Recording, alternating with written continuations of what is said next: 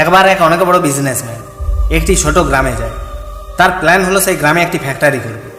সে এক এমন জায়গায় পৌঁছে যায় যেখানে তার সামনে একটি নদী আছে আর তার সামনে একটি গ্রাম আছে। এখন তার সামনে দুটি অপশন। এক, সেই রাস্তা দিয়ে ঘুরে সেই গ্রামে পৌঁছাবে, যেখানে পৌঁছাতে প্রায় 8 ঘন্টা লাগবে, কেননা ডাইরেক্ট কোনো রাস্তা নেই সেখানে পৌঁছানোর। দ্বিতীয়, মাত্র 20 মিনিটের মধ্যে একটি নৌকাতে বসে সেই নদী পেরিয়ে সেই গ্রামে পৌঁছে যাবে। তো তার সময় বাঁচানোর জন্য সেই নৌকাতে বসার ডিসিশন নেয়। সেই নৌকাটি অনেক ছোট ছিল, যার মধ্যে একটি লোক একদিকে বসেছিল যে নৌকা চালাচ্ছিল, আর অন্যদিকে সেই বিজনেসম্যান বসেছিল। নৌকাতে বসার কিছুক্ষণ পর বিজনেসম্যান সেই নৌকাতে বসা লোকটিকে জিজ্ঞেস করে, তুমি কি জানো তোমার নৌকা থেকে বসে আছে? তো লোকটি সরল মনে বলে, হাত জোড় করে, না স্যার, আমি জানি না আপনি কে। তো বিজনেসম্যান বলে, আরে তুমি কি খবরের কাগজ পড়ো না? প্রতিদিন